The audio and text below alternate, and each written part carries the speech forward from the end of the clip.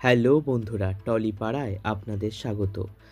আসছে স্টার জলসার নতুন সিরিয়াল, যেখানে নায়ক নায়িকার ভূমিকায় দেখা যাবে দীপান্বিতা রক্ষিত এবং রণজয় বিষ্ণুকে।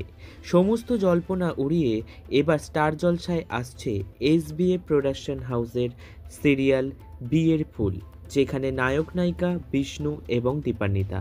ধারাবাহিকের নাম সম্ভবত বিয়ের ফুল। ধারাবাহিকটির গল্প হতে চলেছে দুই বোনকে কেন্দ্র করে।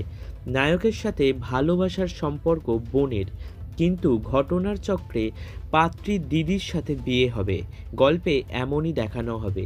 তবে বোনের ভূমিকায় এখন কাকে সিলেক্ট করেছে প্রোডাকশন হাউস, সেই বিষয়ে আমাদের এখনও জানায়নি। আমরা বারবার জানতে চেয়েছিলাম প্রোডাকশন হাউসের কাছে, এবং প্রোডাকশন হাউস এর থেকে বেশি কিছু জানায়নি। তবে এটা আপাতত কনফার্ম হয়ে গেছে যে এসবিএ প্রোডাকশন হাউস থেকে আসছে নতুন সিরিয়াল।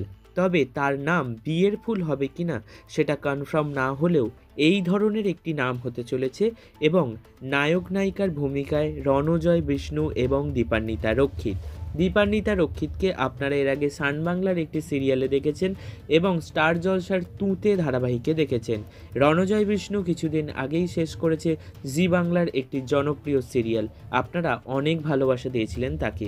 তো আপনাদের পছন্দের নায়ক নায়িকারা আবার টেলিভিশনের পর্দায় ফিরছে। এই খবরটি পেয়ে আপনাদের কেমন লাগলো আমাদেরকে কমেন্ট করুন, আর দেখতে থাকুন, শুনতে থাকুন টলিপাড়া।